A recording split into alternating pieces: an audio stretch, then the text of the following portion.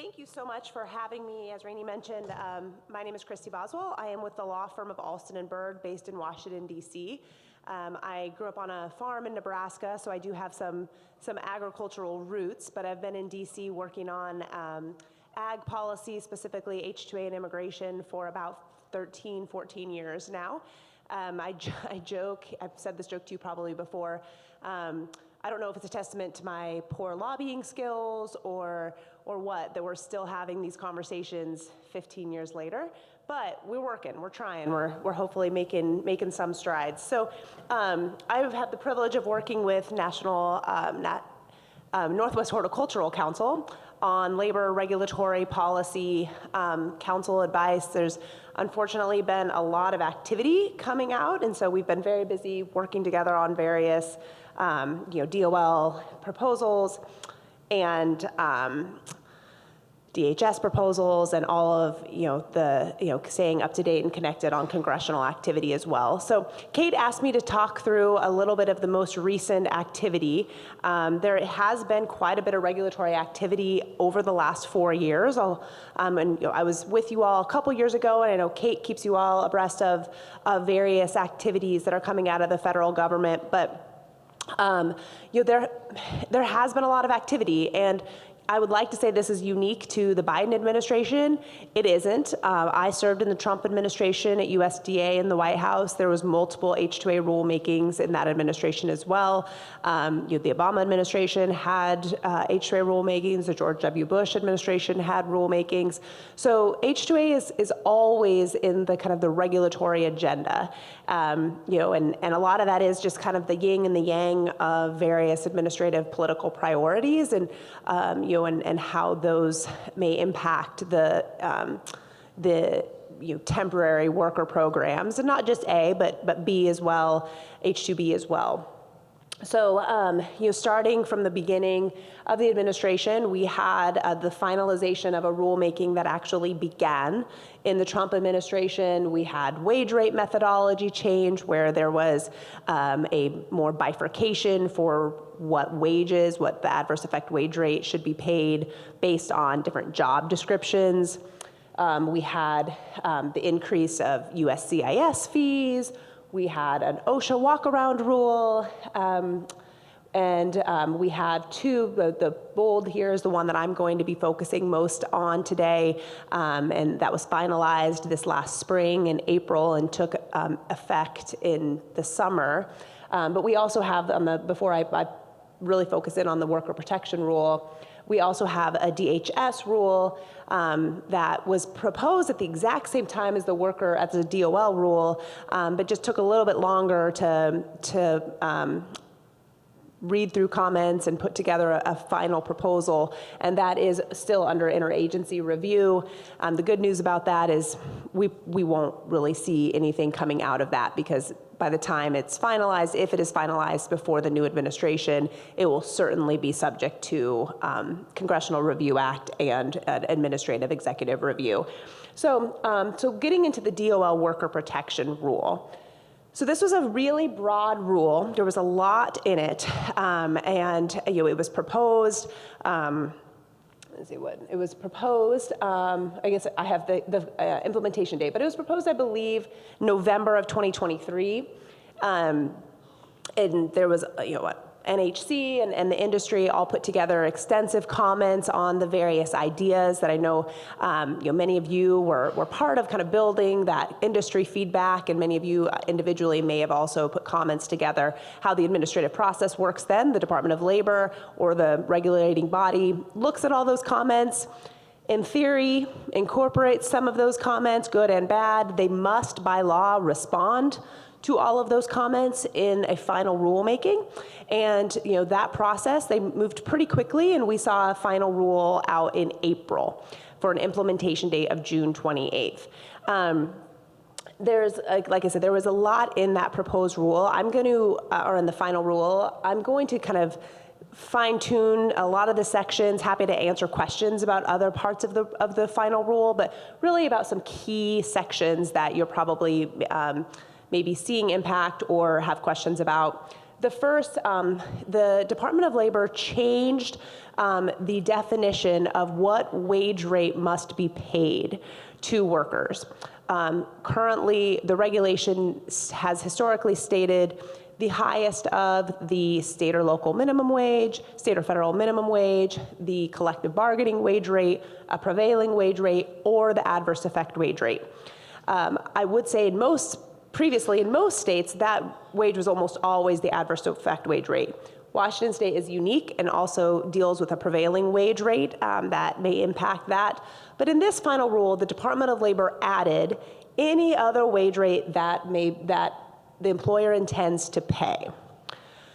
And while that maybe sounds innocuous, what the department has ultimately done is dictated whether an employer can pay piece rate or hourly, and essentially taking away that flexibility from an employer.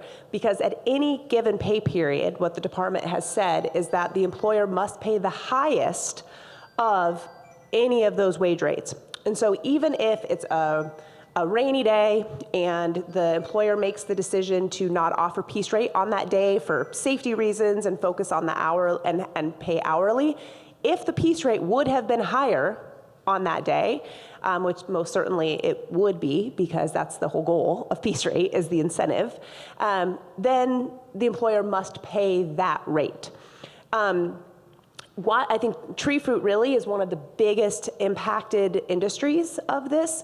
The way the rule was written, it also required very intensive review of the pay sheets, and initially down to kind of hourly review. We're still trying to get a little bit clarity of exactly what the department in wage and hour specifically is expecting employers to do from a review perspective, whether it's by pay period, and exactly kind of how that will be enforced. But this is a big change in the way that wage rates are going to be required to pay. And again, the biggest, I think, pain point is it's taking away that flexibility. The whole point of piece rates is to encourage and incentivize efficient work. And also it allows the employers the flexibility to make sure that high value crops are treated maybe a little bit more slowly by switching to hourly. And the department is essentially mandating the piece rate of pay at all times if that is, again, would be the highest, which it should be. That's the point there.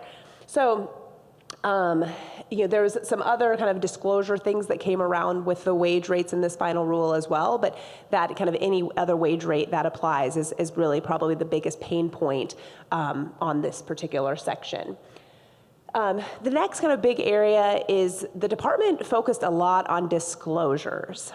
And this is all in an effort, they argue, in identifying whether needs are actually temporary or seasonal, a requirement of the H2A program. We all scratched our heads as to figure out why they need to know the owner's birth date in deciding whether it is temporary or seasonal need.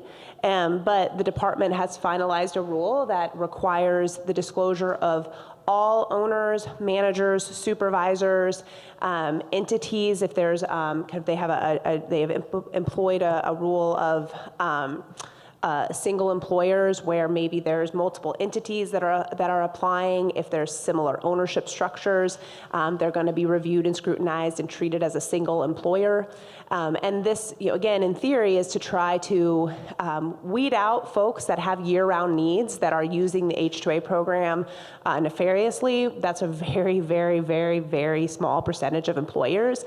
And instead of focusing enforcement on those small employers, they have required all employers to disclose a lot of information in the application process before certification.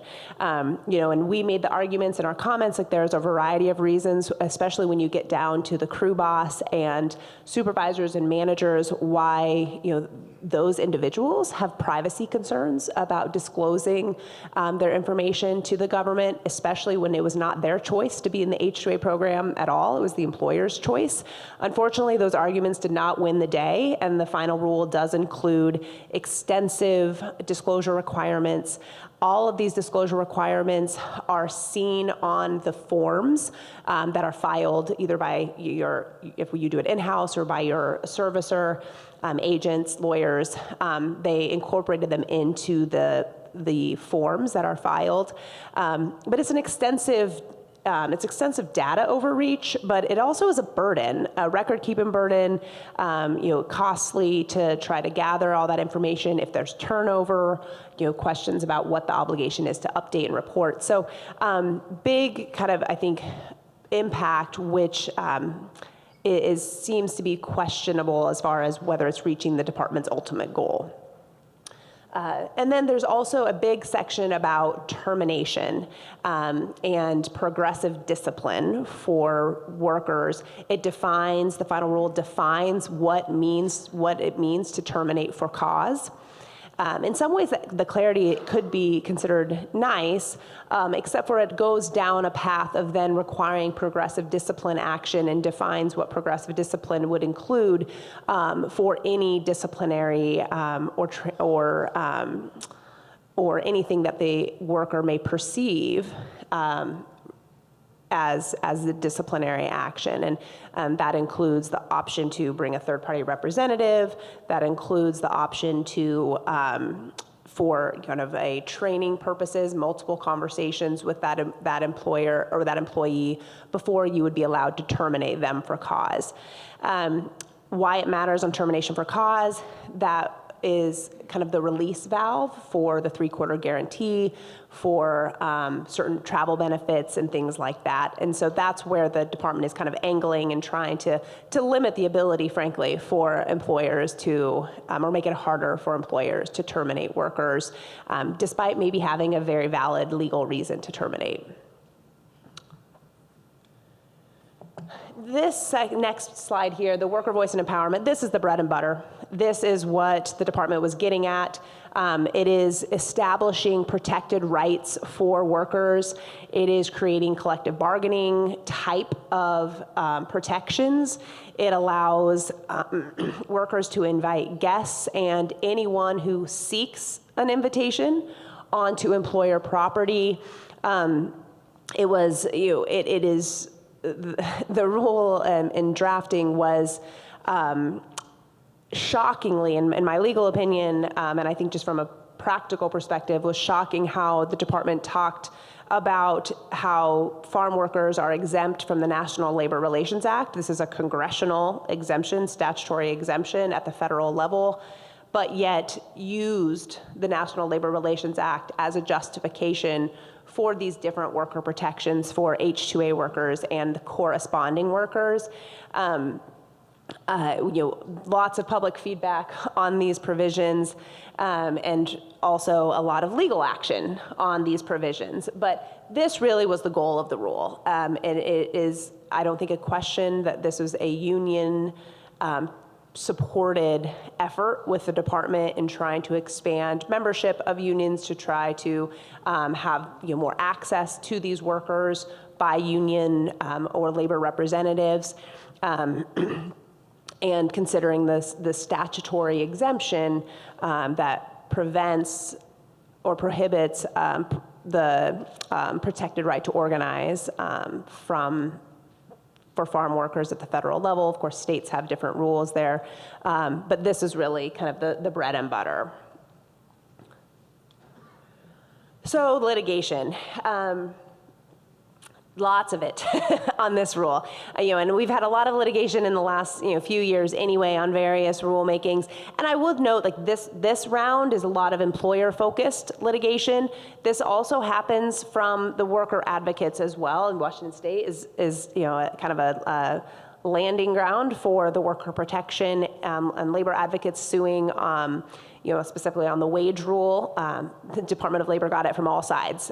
They got it from employers that the wages were unjustified and too high. They got it from worker advocates that the wages were too low and adversely affecting local workers. So in some ways, Department is damned if they do, damned if they don't. But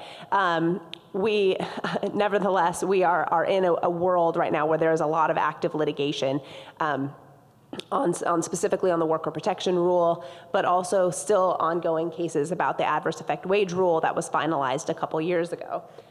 Kate asked to kind of go through some of these cases in a little bit more detail.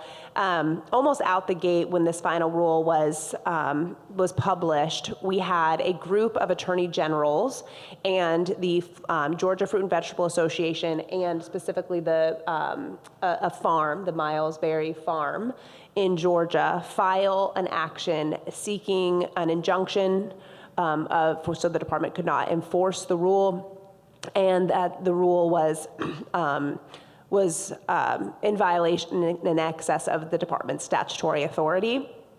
It was an interesting complaint because it was brought by the states, and that allowed them to make a lot of arguments about the impact on state workforce agencies and the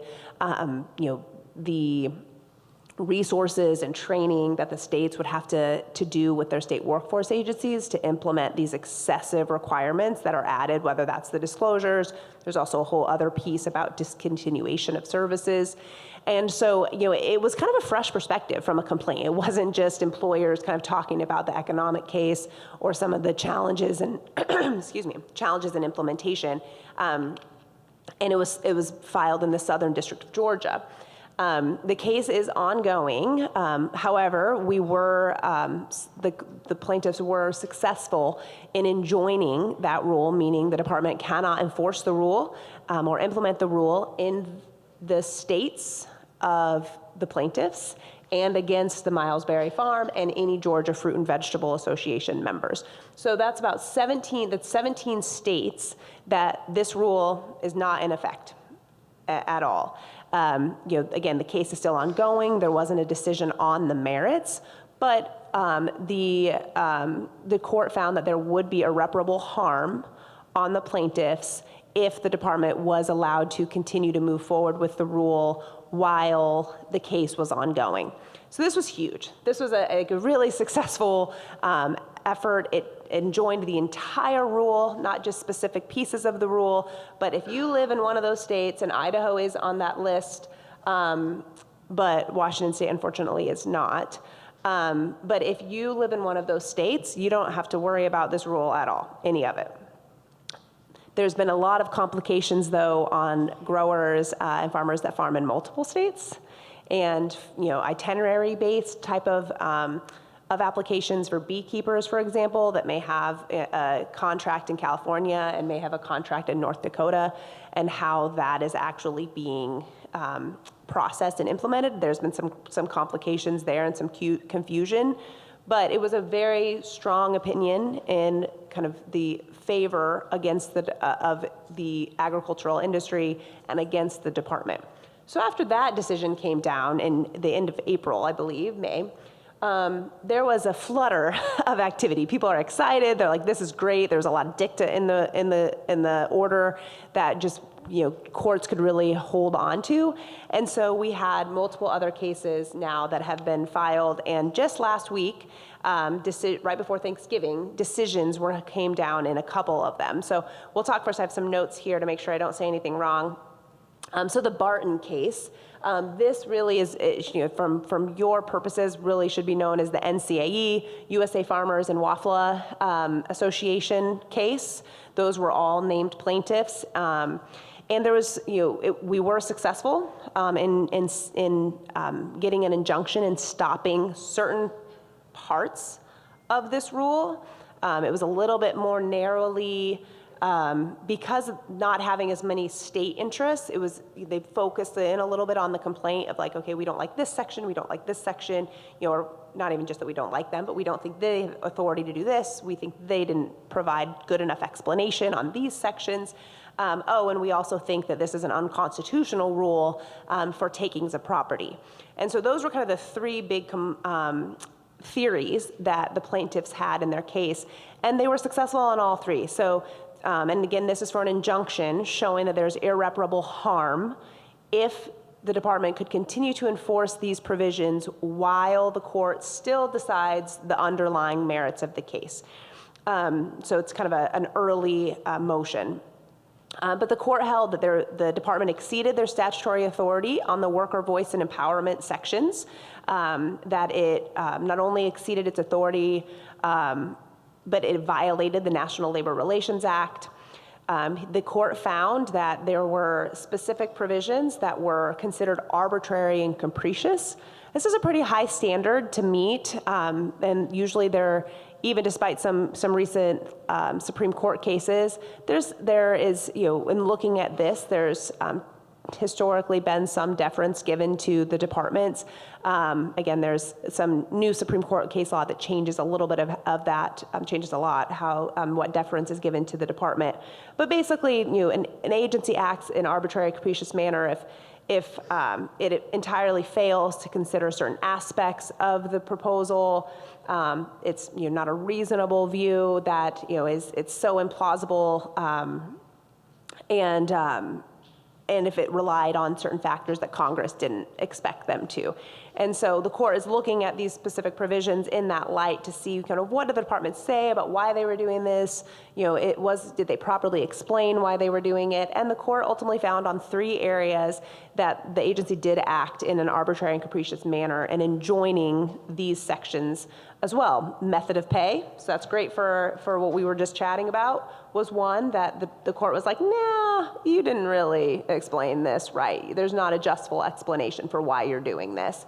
I will note the court cited a lot of the arguments that were made by the apple and tree fruit industry, specifically about the flexibility for employers, worker safety aspects of why it's important for employers to have that flexibility, which was good to see. The disclosure requirements. The court did not find any rational reason why the department should need to know a birth date of an owner to decide whether a job is temporary or seasonal. And then the requirement of seatbelts, which I actually thought was an interesting one to even include in the complaint. But the final rule did require an employer to not only just provide seatbelts, but to ensure that their employees are wearing the seatbelts. And we did make the case that it seems pretty impossible for an employer to truly know and to monitor, in real time, whether their workers are wearing seatbelts. And the court also found that that was arbitrary and capricious in the way that the department put it forward. The court also found, in regard to access to employer-owned property for guests or for anyone, the final rule portrayed it as anyone seeking an invitation. And so if someone is looking to get invited from a worker onto the housing, the court has decided that that also is an unconstitutional taking of employer property, that an employer has a right on their private property to restrict who is coming and going, and the government cannot restrict upon that without proper compensation.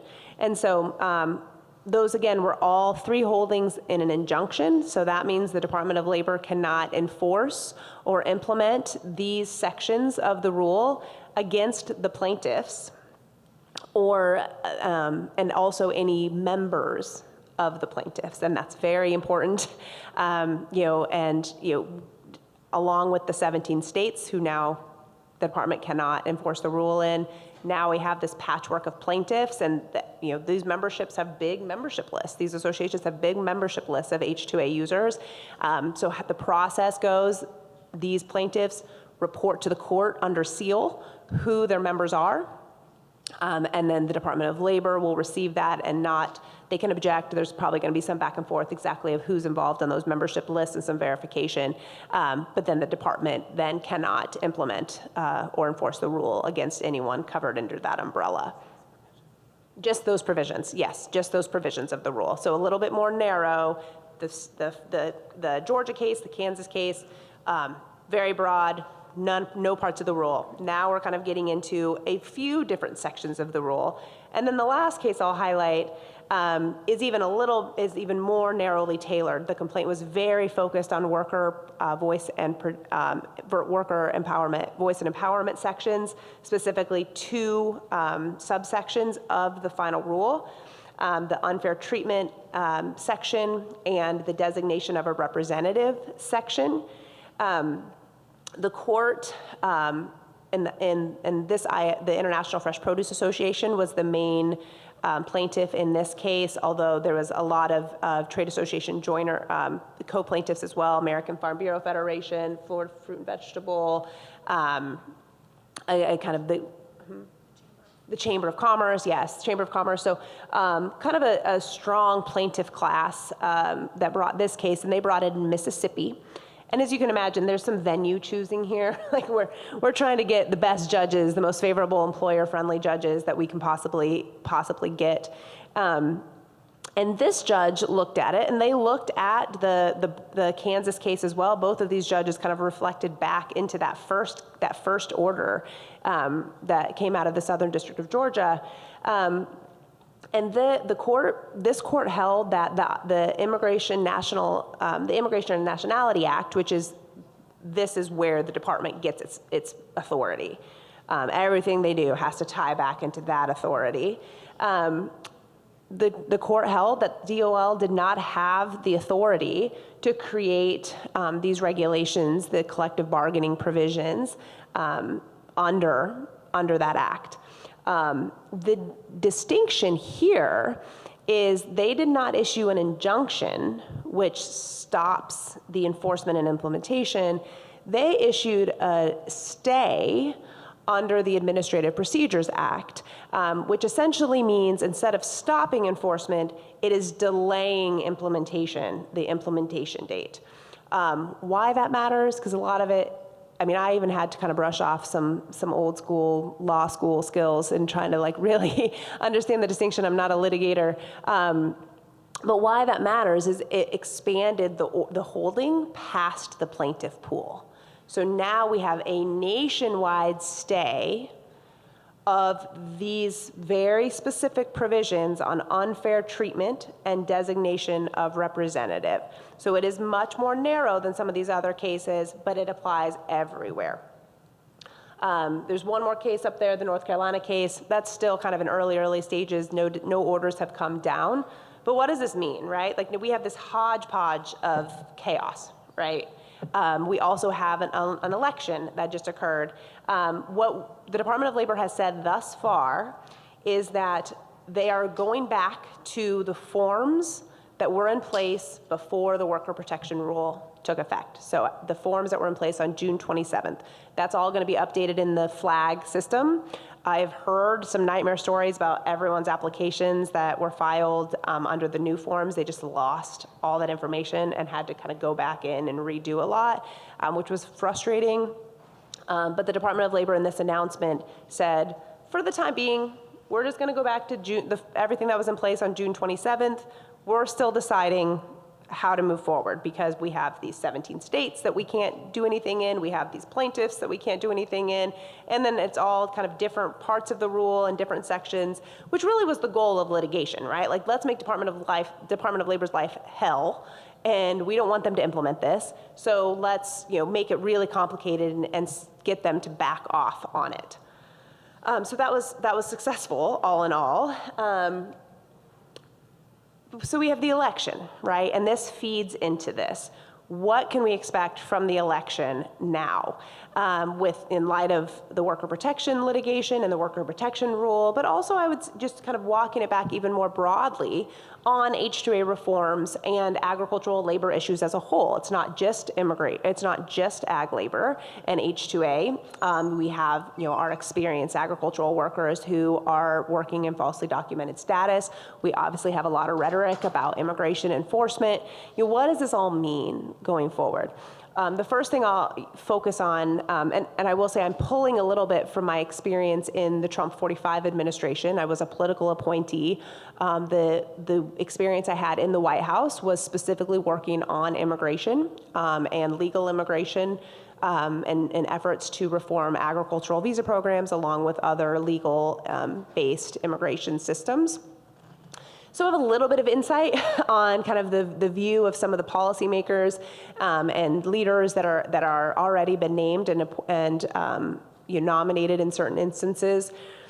So this map, first of all, the map has already changed. So the House results is official: 220 Republicans, 215 Democrats. The president-elect has pulled at least 3 Republicans for nominating for administrative positions. So the House is going to be working with a Republican majority, but it is going to be tight. Two votes, I believe, is what Speaker Johnson who is expected to be Speaker. There still is going to be an official. There has to be an official vote in the beginning of the year, the beginning of the new Congress. But it's going to be really tight. And if you followed this process at all previously, it's been tricky to get anything done with a little bigger margin. So it's going to be challenging, even though the Republicans did keep the House. It's going to be tricky to get a lot of things done. The Senate flipped, so now we have Republican control of the Senate. So everything is shifting around. We also have a new majority leader. Mitch McConnell from Kentucky has stepped down as leader, and we have already elected Senator John Thune from South Dakota as the majority leader. And then, of course, we have the red wave that is the President-elect Trump's campaign, a very dominating win. And a lot of rural America in that red area. So, I think big picture, we do anticipate there to be a support of rural initiatives of the agriculture industry as a whole. But there are some key things that are being talked about that are probably a little bit maybe hairs up on the back of our neck of what the impact is going to be. The specific on immigration and ag labor, though, the immigration side first, and I'll just briefly talk about this. There is no question that there will be increased enforcement. There are some limitations of just resources and approaches, but frankly, the executive branch, the president, has a lot of authority here already. We've seen Congress now, especially with Republican control, they're anticipating in the first 100 days to move a border package that will give even more funding and some additional authorities to the president on the border security piece itself. I think it is something that people need to be prepared for. I think this is reality.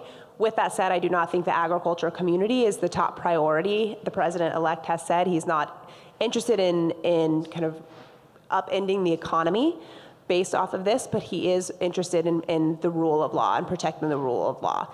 And so if, I don't think I don't want to provide any illusion that the agriculture community is going to be immune from the impacts of deportation efforts and border security and interior enforcement efforts. But because of the limitation of resources, I think it is clear that there is going to be kind of a hierarchy, so to speak, of deportation efforts. Criminals, those that are in the criminal system, those that are on potential watch lists, those type of priorities.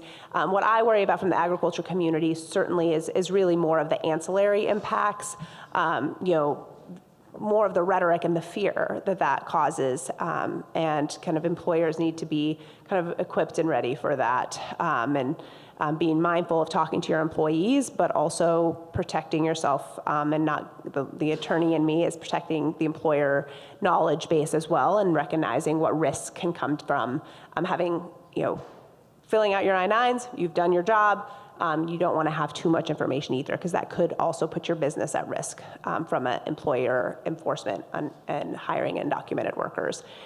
So that is kind of big picture. Again, I don't think agriculture is going to be a huge target. I do think there may be some raids to kind of, put some kind of examples out there, but it is something that is reality and is going to be a priority of the new administration.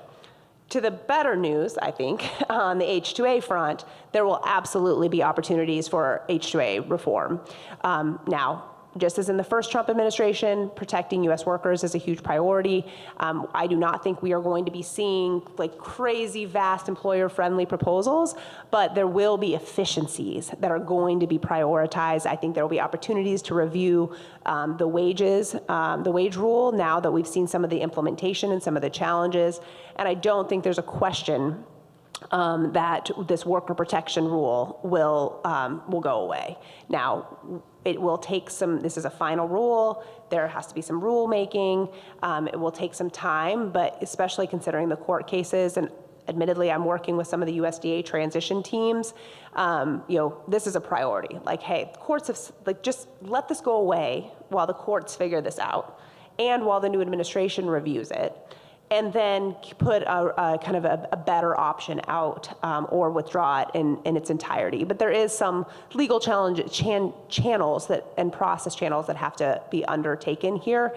But I don't think there's a question that we won't probably see a vast impact of this worker protection rule in the big scheme of things, considering the results of the election. One last thing I would flag, and I'll turn it over to Kate, with not as much time as I promised her. But we do have a Secretary of Labor nominee, Representative Chavez DeRemer from Oregon, who Kate has a strong relationship with, and I'll let her talk about her more. But she knows H2A. She has been an advocate and an ally on H2A. And I think like that is a real positive, nominee. Also for the Secretary of Agriculture, Brooke Rollins has been nominated. Brooke was my boss when I was at the White House. She hails from Texas. She has an ag background. She has not worked extensively or at all really in ag policy. But one thing I do know about her is that she's incredibly smart, she's incredibly savvy, and she'll surround herself with great people. And probably maybe even most importantly, she's incredibly close to the president-elect. And has served in the first administration with him as an assistant to the president and the head of domestic policy. And she also has been with a think tank the last 4 years that really was moving forward a lot of President-elect Trump's agenda. And so that'll be good for ag, to kind of have that ear of a trusted advisor as Secretary of Agriculture, and hopefully, and as she kind of is the voice of agriculture within the entire cabinet and the administration. So happy to answer a few questions at the end, but I will turn it over to Kate to kind of talk through the other stuff.